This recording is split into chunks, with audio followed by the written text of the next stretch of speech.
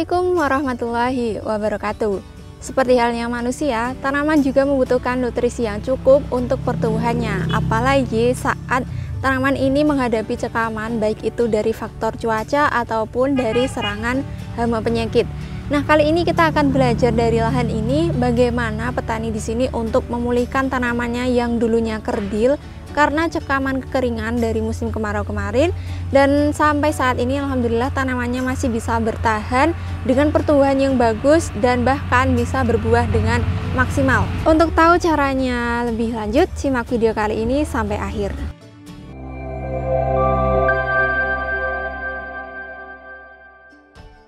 Halo sahabat Senang Tani, kembali lagi di channel Senang Tani bersama saya Titis. Semoga Anda tetap senang untuk menjadi petani dan semoga sahabat Senang Tani semua sehat selalu, dilancarkan rezekinya dan tentunya tetap semangat untuk bertani.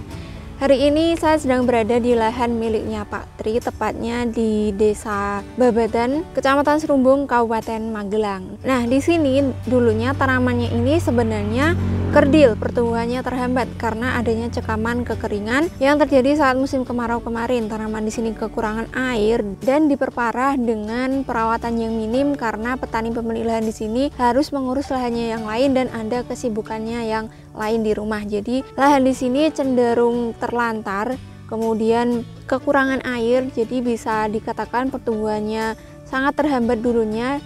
Dan bisa dilihat dari kondisi tanamannya saat ini, tanamannya memang tidak terlalu tinggi. Padahal biasanya untuk varietas Absolute 69 ukuran tanamannya biasanya cenderung tinggi, tapi di sini bisa dilihat ukuran tanamannya ini tidak terlalu tinggi. Ini menandakan bahwa dulunya tanaman di sini ini sempat terhambat pertumbuhannya. Lalu gimana sih caranya Pak Tri di sini untuk memulihkan tanamannya pasca adanya cekaman tadi dan tetap mengoptimalkan pertumbuhannya sehingga bisa tetap menghasilkan buah yang maksimal seperti ini. Nah, sebelumnya saya akan menjelaskan terlebih dahulu kondisi dari lahan ini. Jadi ini merupakan lahan yang sudah lama didiamkan, tidak ditanami, kemudian baru ditanami cabai untuk pertama kalinya saat ini. Kemudian untuk pupuk dasarnya di sini Pak Tri ini menggunakan pupuk dasar kotoran kambing, kemudian menggunakan pupuk vertipos dan juga disebar secara merata pada bagian bedengannya, kemudian ditutup dengan tanah. Baru kemudian dilakukan penanaman,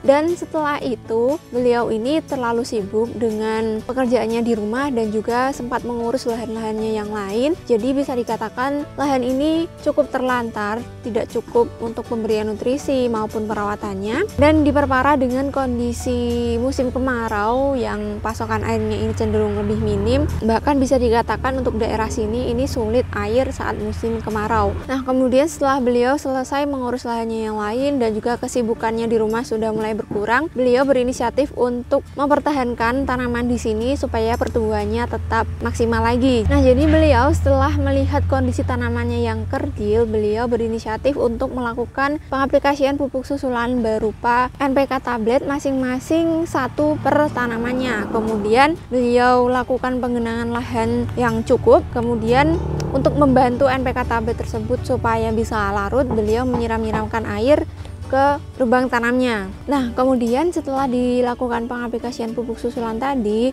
hari berikutnya beliau melakukan pengocoran menggunakan pupuk NPK 1616, kemudian dicampurkan dengan KCl dan Power Soil. Jadi selain pemberian nutrisi via cokol, beliau juga menambahkan nutrisinya dengan kocor, dan pengaplikasian pupuk susulan NPK tablet dan juga pengocoran NPK, KCl dan Power Soil tadi hanya dilakukan masing-masing satu kali. Setelahnya tidak dilakukan pengocoran dan juga pengaplikasian pupuk susulan lagi sampai saat ini. Kemudian untuk penyepraiannya, beliau melakukan penyepraian asam amino satu kali juga, kemudian dilakukan penyepraian pupuk buah kalinya dicampurkan dengan Modern Vol dengan interval 3-4 hari sekali dan di rolling dengan fungisida dan juga insektisida. Untuk fungisidanya beliau menggunakan bahan aktif mancozeb, kemudian di rolling menggunakan propinep, dan masih di rolling menggunakan azoxystrobin dan difenoconazole. Kemudian untuk insektisidanya di sini beliau menggunakan bahan aktif abamectin, kemudian di rolling dengan Narador dan juga akarisida dan aktif piridaben. Jadi yang masih rutin dilakukan sampai saat ini adalah penyepraiannya, yaitu menggunakan pupuk buah kalinet, Mordenfol, dan juga di rolling dengan fungisida dan insektisida. Dan untuk pengocoran dan juga pupuk susulan hanya dilakukan 1 kali dulu saat kondisi tanamannya masih kritis. Dan sudah terbukti alhamdulillah sampai saat ini tanamannya bisa bertahan di petikan yang ke-6 dan menghasilkan buah yang maksimal juga menurut kami untuk ukuran tanaman yang dulunya kerdil. Nah, mungkin cara ini bisa juga dicontoh oleh sahabat senang tani semua, terutama yang mungkin di musim kemarau tanamannya banyak yang kerdil karena kekurangan air ataupun karena perawatan yang minim. Sahabat senang tani bisa mencontoh apa yang dilakukan oleh Pak Tri di sini, yaitu dengan segera mencukupi kebutuhan nutrisi tanamannya secepat mungkin sebelum terlambat. Karena tanaman ini selama dia masih tumbuh, dia akan terus membutuhkan nutrisi dari dalam tanah. Jadi jika sekiranya tanaman sahabat senang tani ini banyak yang kerdil, pertumbuhannya terhambat, maka segera lakukan penanganan sebelum terlambat. Bisa dilakukan dengan pengaplikasian pupuk susulan seperti apa yang dilakukan Pak Tri di sini dengan mengaplikasikan NPK tablet masing-masing 1 per tanaman. Kemudian setelah itu langsung dilakukan pengocoran dengan NPK 1616 dan juga KCl dicampurkan dengan power soil. Menurut kami ini merupakan salah satu langkah penanganan tanaman kerdil yang tepat, karena dengan pemenuhan nutrisi baik itu via cokol ataupun kocor, ini bisa langsung mencukupi kebutuhan tanaman, apalagi kalau kita mengaplikasikan pupuknya via kocor sehingga lebih mudah diserap oleh tanaman. Dan karena waktu pengaplikasiannya dulu ini masih musim kemarau, jadi pengaplikasian dengan kocor ini merupakan langkah yang tepat juga. Jadi unsur haranya lebih mudah larut dan juga tentunya lebih mudah diserap oleh tanaman. Kemudian dari pengocoran nutrisi tadi masih dicampurkan dengan asam humat power soil. Ini juga merupakan salah satu langkah yang tepat juga, karena dengan penambahan asam humat ini bisa membantu tanah untuk mempertahankan kadar airnya sehingga air untuk tanaman ini selalu tercukupi. Jadi tanaman bebas dari cekaman kekeringan.